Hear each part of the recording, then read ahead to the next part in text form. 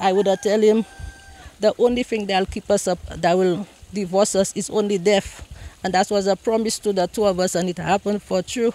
53-year-old Pascal Justin, better known as Mayo or Willie, succumbed after being stabbed to the left side of his chest and flank region at La Pointe Dennery on Wednesday evening. It is alleged by family and those in the area that Justin's assailant asked him for a cigarette, to which Justin allegedly responded that he did not smoke or drink. This is the reason family suspect he was attacked. Sabina Justin, the victim's wife, recounts that it was nearing 6 o'clock Wednesday evening, a time her husband would be home from fishing. She asked one of her children to call their father to find out his whereabouts. She says her eldest placed the call and found that her husband was on his way home. Shortly after, she says another phone call came in with troubling news. When my daughter called me after the phone call, I told her, she said, "Mommy, something happened by the road." I said, "Something happened by the road? What happened? Mommy, it have to do with Dada?" She told me yes. I said, "Your father knows story already. I'm not going by that road. I stay home." After that, a niece of mine shouting me down the hill, "Sabina!"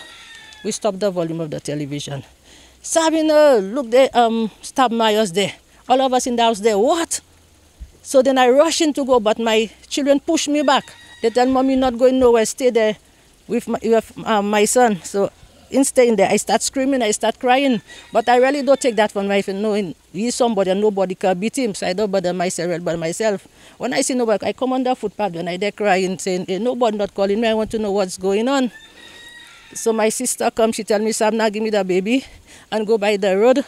Somebody stop Myers there, Myers will die." By the time she arrived by the road, she says the ambulance had already taken him to the Dennery Hospital.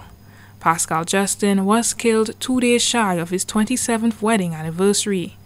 Melvin Justin, the victim's eldest son, says he and his friend planned a sunset cruise for his parents, which was supposed to take place on Friday. He says that he's devastated that his dad will not get to see his grandchildren grow up. The government, they always speak about crime, I would say, right? But what it is that they're actually doing to stop those things from happening, because the gentleman was walking up and down the road with a knife saying that he's going to kill somebody.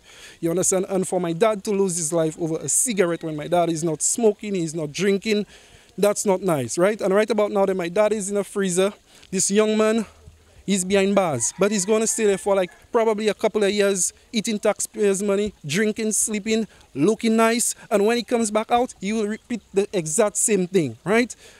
Okay? And those kind of things, to me, that's not enough justice served, because right about now there we have criminals walking among us, right? And government's talking about they're doing things to prevent those things from happening, but what actually the policemen are doing when you still have dirty cops as well involved in that. It hurts to know that I'm going to lose my dad for the sake of a young man who has been patrolling the streets, right, with a knife on the side of his waist. Okay, it hurts. The victim's wife shared some of the loving moments she had with her husband.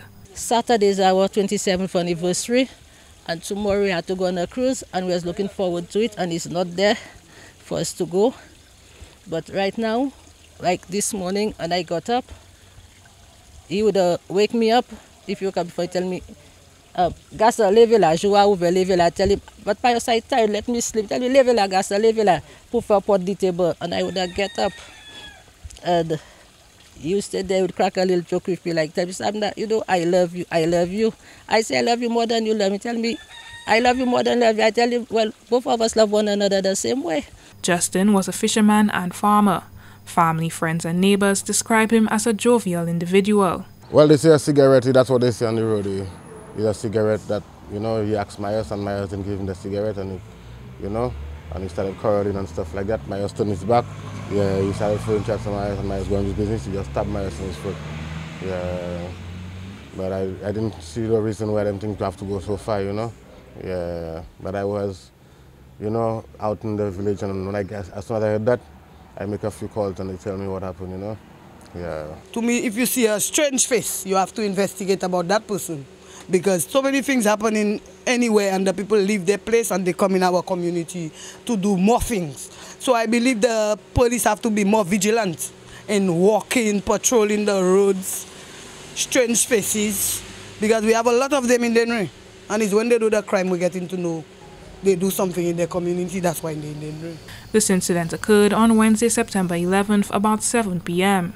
According to the Royal St. Lucia Police Force, investigations into this homicide have resulted in the arrest of a 24-year-old male from Dennery. The island's homicide toll is now at 60. For the DBS News World, Miriam Montoute reporting.